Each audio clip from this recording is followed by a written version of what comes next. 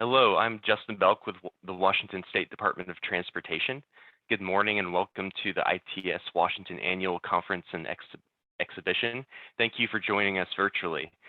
First, we want to thank our platinum sponsor, CT Northwest, for their support of this conference and the virtual platform, Whova. And thank you to our other sponsors, including Western Systems and Access Communications, who are sponsoring the networking sessions today and tomorrow. McCain, who sponsored the Talk Trivia this morning. I understand that was pretty fun. Maybe we all did a little better than the super hard questions yesterday. DKS, who sponsored yesterday's round of trivia, and WSP. And now I'd like to introduce our speaker, Dongho Chang. He is the state traffic engineer for the Washington State Department of Transportation. And he's worked over 29 years in the transportation engineering field, focused on improving safety and mobility for all travel modes. Dongho has worked as the traffic engineer for City of Seattle and City of Everett, and as the area traffic engineer for Washington State Department before that. He was responsible for the traffic signals group, traffic analysis and channelization review, and the traffic safety program back then. He is an active member of the Institute of Transportation Engineers and NACTO, and he drove a Zamboni early on in his transportation career. So that sounds pretty cool. And with that, I'd love to pass it over to you, Dongho, to kick off today. Thank you. Thank you, Justin. Hello, everyone. So ITS supports all modes and all people. It's a great theme. I'd like to thank all the sponsors again for helping our members share in this forum together. There we go. So right now, I think it's probably the most exciting time in my career on what's happening in our transportation field. As you know, this little device, I don't know if you can see it here, it's a phone. And that phone has more processing power than we used to have in a big mainframe to look at all the traffic conditions, cameras in the old traffic management center. It holds all my music. It's a camera. It has reminders. It's just phenomenal. It's crowdsourced so that you can actually utilize the data from this device to feed into, and what it does, traffic conditions for all users, right, out in our network. So in real time, we know the travel times and incidents that are happening on our roadway. Yeah, that augments and actually is more accurate than our fixed devices. So these innovations continue to challenge how some of us really get around. You know, I could find my bus schedule. I can find mobility devices like the scooters and bike share. I can call up Uber. All those things that really that was not available in the past, is in the palm of your hands. And now, sky's the limit. There is if you have $700,000, you might be able to get your hands on a flying motorcycle, that hovercraft. And it is a vertical pathway now, right? So how are we going to manage that as a profession, as a society? Is that something that we want to encourage? What are the unintended consequences of having such a device in our realm? And of course, it opens up so much possibilities. Now you have a third dimension to have in terms of mobility and travel, but has a huge resource consequence as well. And we already know that we have vehicles that are driver assisted. Some of them have some autonomous features. But Zoox is coming up with a vehicle that has no steering wheel. And so as you go in, there's no driver. You are pretty much going into a driverless vehicle. And that's another exciting possibility of having truly mobile service that doesn't require a driver and is able to transport people who may not have ability to drive, who may be able to utilize this, again, a amazing service that may be available, and someone who may not be able to drive, again, may be able to utilize this on top of our public transportation.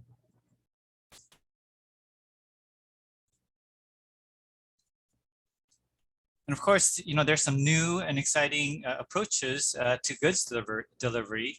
As we know, with the supply chain issues that we're seeing and the labor shortages that we're seeing in terms of getting freight delivered, there's a lot of interest in how do we improve that service? How do we automate it so that there's less delay, more efficiency?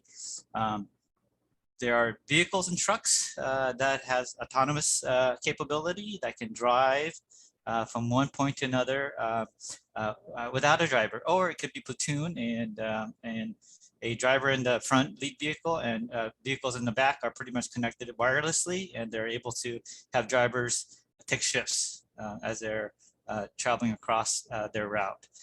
Again, innovation that we haven't really thought of. What are the consequences? How do we ensure that those type of technology is deployed in a way that's responsible, that we are able to take advantage and leverage that amazing capacity and capability in a way that we know will serve our society and communities better.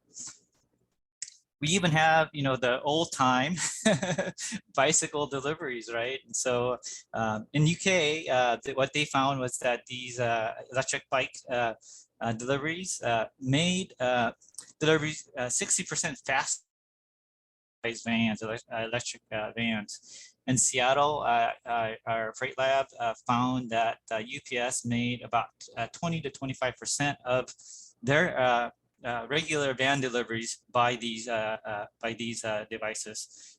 So again, they're typically faster. They can find parking more quickly, and it's much more efficient in an urban setting.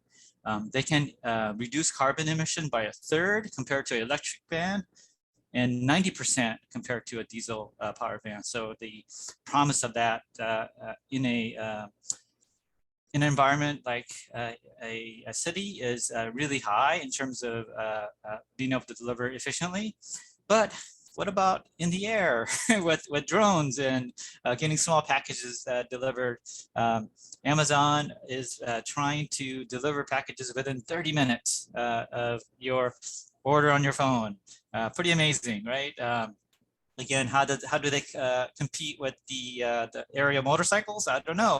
So those are all things that really has to be thought of. There are even autonomous delivery robots that will use sidewalks and crosswalks to deliver food and other goods to your front door. So again, these are all things that are happening as we speak, and it's pretty exciting to see how they pan out. But again, we are in an anxious period of our, at least in my experience, I've never even expected such a pandemic to occur, and we're in we're in the midst of it here, and it's really changed how we interact and how we work. So, and what we're finding is that those of us who are lucky enough to be able to work remotely, a vast majority are able to do that. In Seattle, almost half of the workers are able to work remotely. We even had school, not as effective for kids, but again, schools that were conducted remotely.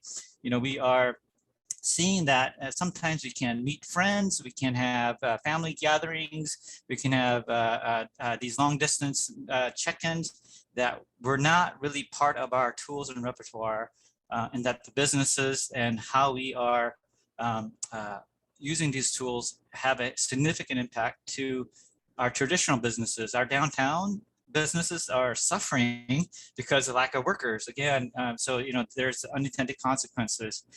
Driving by people are increasing. They're driving alone again because they're not taking transit. So our transit riderships are being impacted.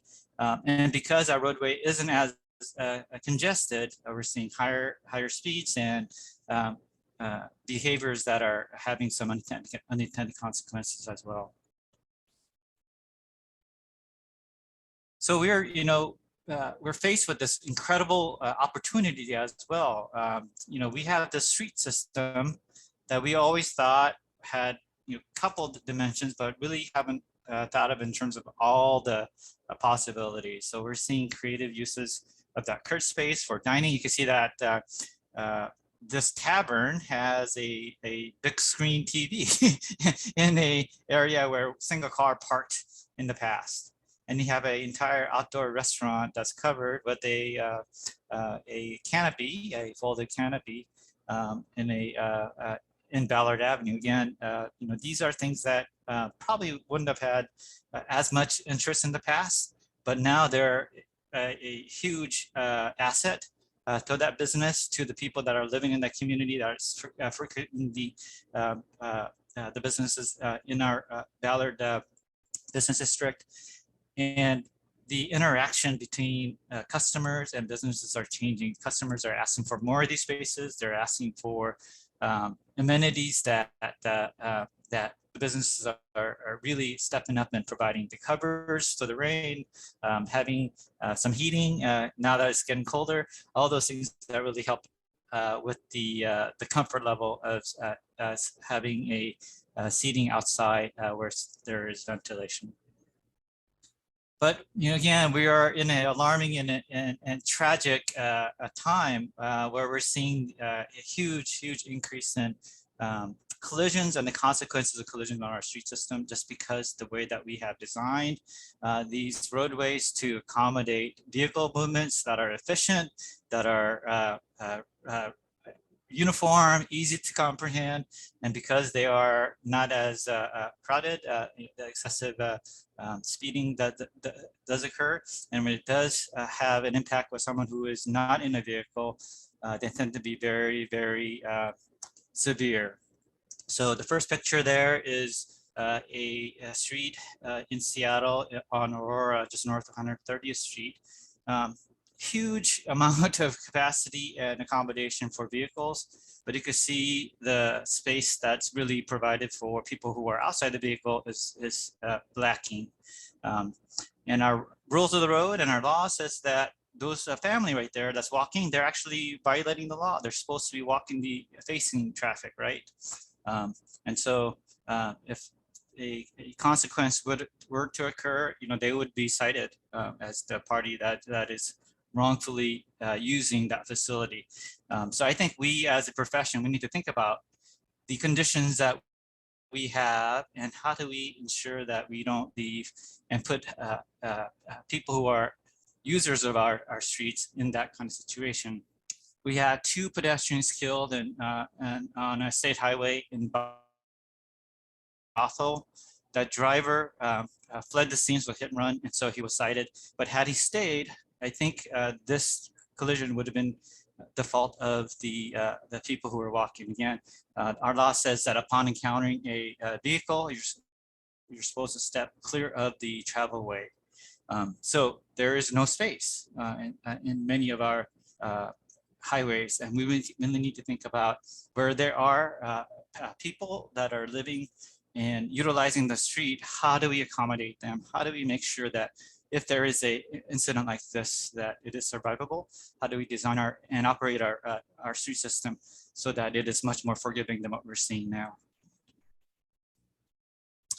And of course, our planet is very fragile. It's a wonderful and unique place, but it's having some consequences from our utilization of the fuels, fossil fuels. And we're seeing extreme weather events that are more frequent and more severe.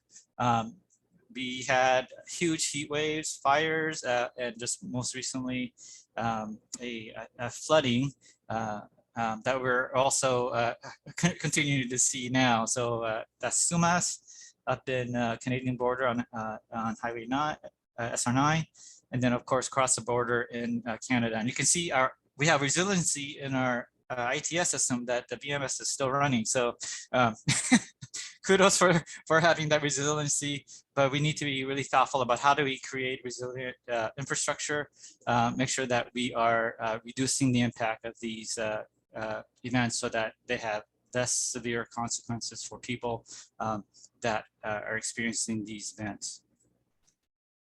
And of course, our native tribe in on the Olympic coast is really facing the consequences. The Keynote tribe is seeing the sea level rise, and as these events occur, they're seeing huge flooding into their native villages that they haven't seen before, and they're relocating higher ground in order to avoid these consequences. So we really need to. We're experiencing these now, and we need to be taking action. And the reason why is because, you know, our Earth is very unique. There is no other place like this that we are aware of, right? And so we need to be good stewards, really take care of the place, our home.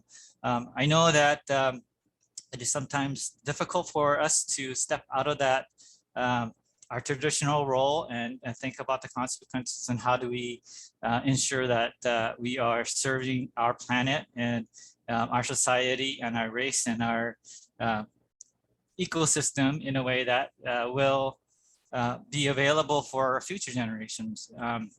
So what can we do? I mean, we're just a small little area, and I think we have to really think locally to work globally. We have to reduce that greenhouse gas emissions every way possible. We have to integrate our land use and planning so that we are using our resources in the most efficient way, and that we're not driving long distances for simple tasks and everyday events. We need to prioritize the modes that are the most efficient, which tend to be walking, biking, and mass transit usage. Ensure that we are able to deliver our goods to people in a efficient way, and really electrify with renewable resources so that we are not burning fossil fuels. So that picture is of Lisbon. It's a city that was built before the cars, and you can see, you know, we have lived in the past in a way without the huge fossil fuel utilization. We just have to go back to that same. We already know what the solution is. And why is that mode really important? Because we've been doing level service, the metric that really got us to where we are now. And we as a profession have to really think about how do we shift back to the right metric, which is the most efficient use, which is that, you know, that with that automobile, it takes up a huge amount of space. That 2nd Avenue in downtown Seattle, 200 people with 177 cars taking 2 blocks and more. You know, that same amount of people can be carried by 3 buses, 1 light rail, or the bikes. Of course, pedestrians, you know, that sidewalk space is pretty small, but you can carry a lot of people in that space. And as an example, that intersection on 2nd Avenue and Pike, 1 hour count, you can see the inequity in that space there for vehicles. Of course, there's a transit lane, so that'll carry a lot more people. But in a 1 hour period, between 5 and 6, 1,107 vehicles were counted at this intersection, 3,200 pedestrians in the small amount of space with the amount of control that we have on the crosswalk. And so in a right context, we have to really reallocate that space, the mode that really needs it, which is sometimes it's for people who are walking and utilizing that urban environment. And we need to prioritize transit because transit really is the workhorse for us and the answer for us. We need to develop, and as a state and as a region, a transit first policy. What that means is that when we're looking at the metrics, we want to be moving that transit first as a priority above all else. Obviously, the pedestrians and people who are at the intersection is also a priority. So in that context, but transit should be the mode that we should prioritize on the street itself. That is less vehicles that are on competing. If you have one person taking transit, that's space for a goods delivery, that's space for the ambulance, that's a space for people that have to drive. We need to have stable funding for transit. So we need to, as a profession and as citizens, advocate for that. How do we do that? We need to incentivize the use of that resource that we are already providing. Maybe our driver's license that we have, when we get our driver's license and renew our license, we have a payment for a pass. So that now my my license is a transit pass pretty much, and I can take any transit I want. And that also pays for that really robust service. We need to really think in those terms so that, that transit service is a funded, stable, and the highest priority for us on the road transportation. We need to really streamline and prioritize bus lanes that we are prioritizing and ensuring that the buses that are moving the most amount of vehicles or people are the mode that we are prioritizing, that people see that, actually I'm getting to my destination faster, it's reliable, and that it is the choice that most people will take if they have the option. And then we need to utilize those tools that we know are effective. So increase the use of in-lane stops. Again, pullouts, and we're pretty much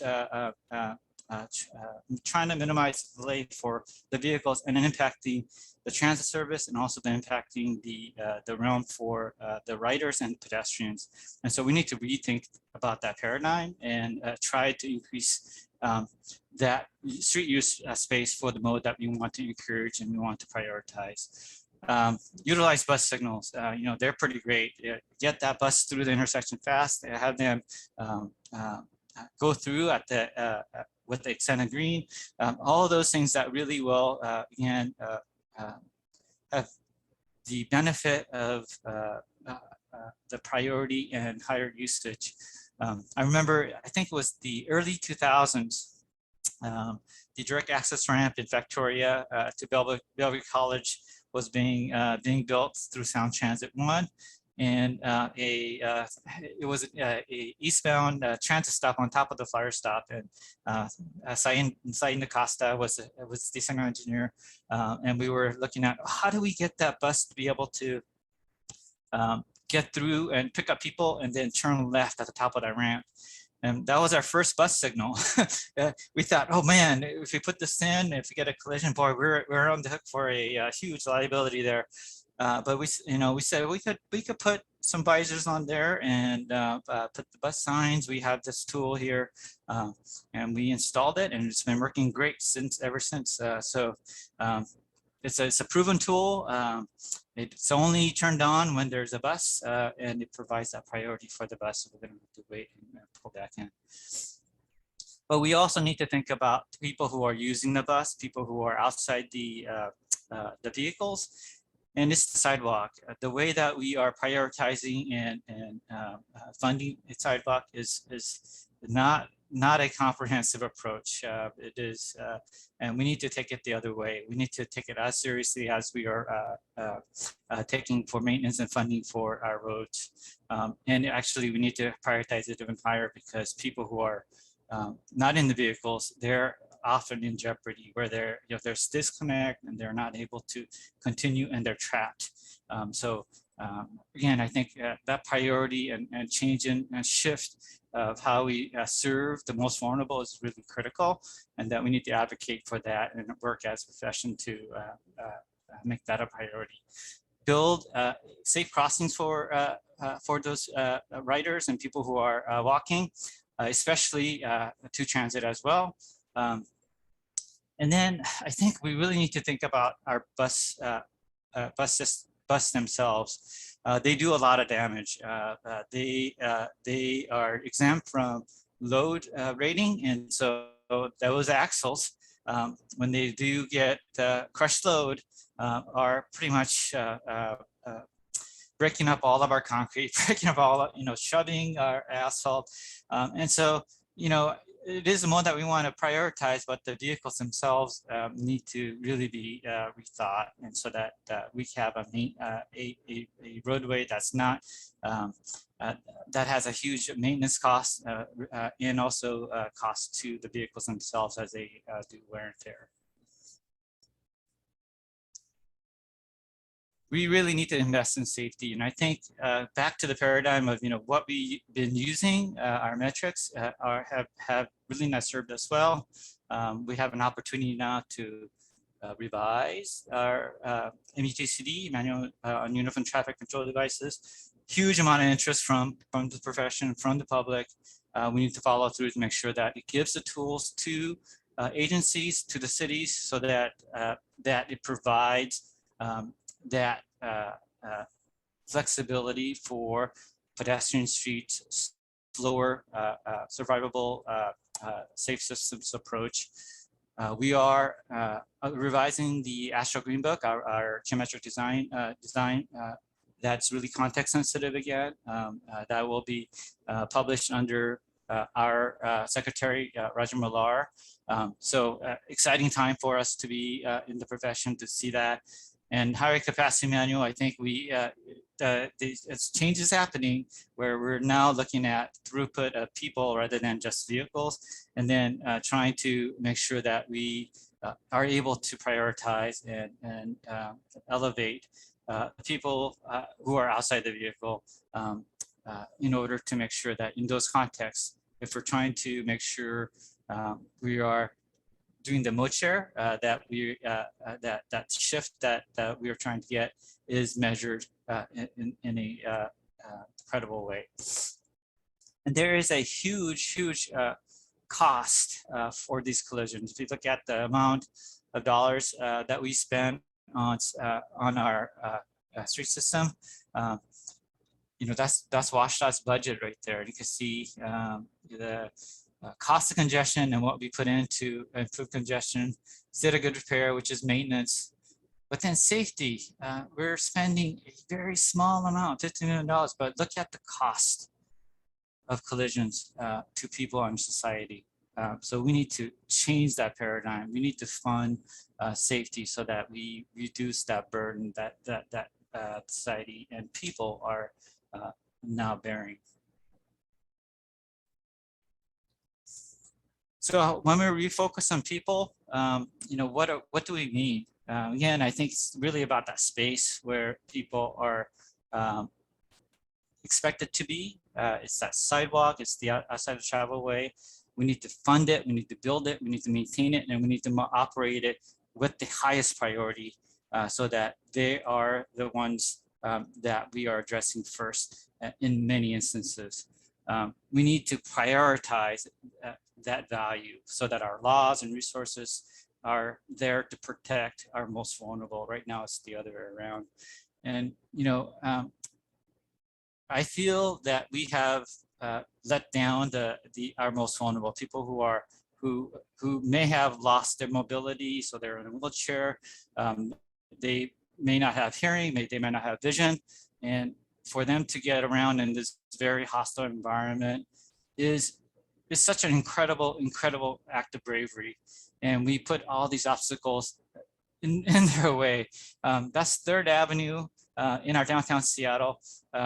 Bicycles were parked all over because we, as a city, did not prioritize how they were organized. And you can see what happens to that person. That person is about to walk off into the travel way, and a person saw that happening and is pulling that person back. It's disorienting for people who are trying to navigate this space, and we need to do a better job. And we need to really make sure that we are providing that guidance so that we're protecting our most vulnerable. And how do we do that? I think a lot of it is really small little things. When we talk about self-enforcing, a lot of it is really about speeds of drivers. And there are small things we can do to influence their behavior. We can raise the crosswalk, we put in speed humps. Those are small little elements that does have huge improvements. People who are going 40 45 and they hit one of these, they're not going to do it the second time. It changes behavior. They're pretty much a police officer. They're full time, and so that vehicle will lose a pan, lose all the oil, maybe break an axle, and that driver behavior will change. We don't want to have that happen, but again, it's really about that inappropriate behavior, because what we don't want is that behavior to continue for that full route of that driver. And especially when people are crossing, we want to make sure that that behavior is reinforced. And so I think the tools are available to us. We can see the change in that behavior. It's pretty dramatic, 80% reduction in speeding over 25, and almost again, it just goes to show that small investments have huge impact in safety. And when we do that, when we do these design that reinforces, it actually works better for the people who are the most vulnerable. Again, people who are crossing at elevated area locations, they don't have to cross down.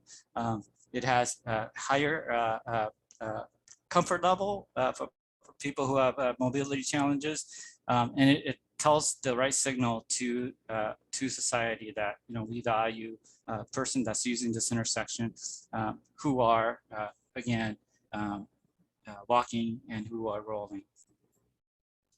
And we have tools that are not as popular, but does work. Automated enforcement. There's a lot of stigma as a moneymaker, but you can see in Seattle's case of the school speed zone, first time was put in 2014. You can see that blue bar there, a lot of violations. Second year, huge reduction. You can see every year a reduction in that speed violation. So it pretty much says that the violations decrease over time, and that people who do get a ticket, they do not get a second ticket. 90% of the people speeding a citation, receiving a speeding citation, does not get a second one.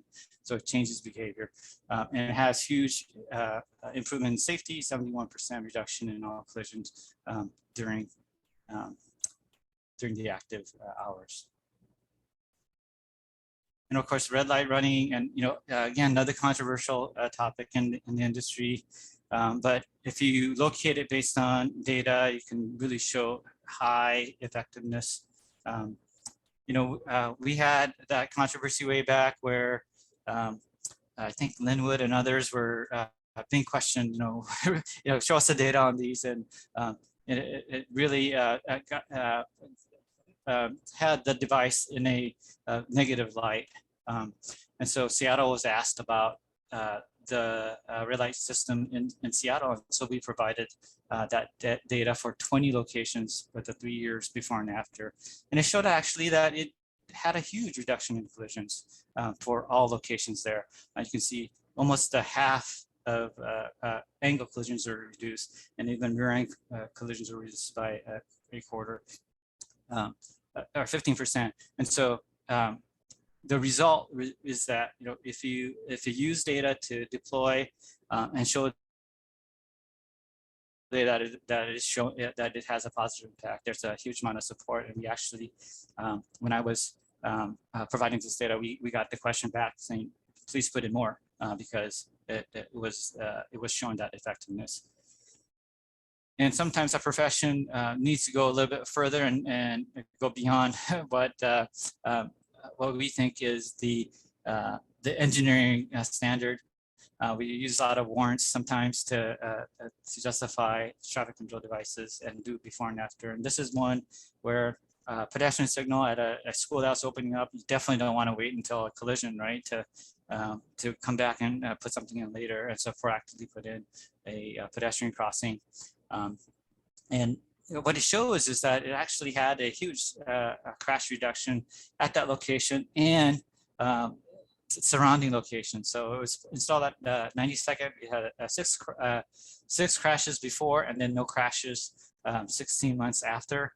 And then for the block approaching it from 88 to 94th, we saw a 26% drop in all crashes and 47% reduction in injury crashes. It just again, highlights the fact that we sometimes have to push some of our, what we think is engineering standard guidance, and really look at who is using it, how do we deploy it, and how do we measure so that we know that we're being responsible.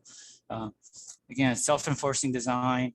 Sometimes it's very radical. There's a lot of public concern, and so having these before and after really helps to show whether the approach worked, or we need to, as a profession, look at revising. And so I think that mode choice, when we're looking on the street, Dexter is one where it had a transit priority, it had a bicycle priority, it had a pedestrian priority, and by design, with some simple tools, put the elements in to prioritize those, and it had huge consequences for making people who are taking transit take bus more often and in higher numbers.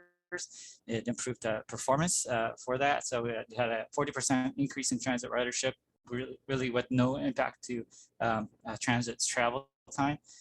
Reduced collisions by almost 20%. And then, of course, even with that, vehicle volumes are maintained. It actually increased the vehicle throughput by 12%.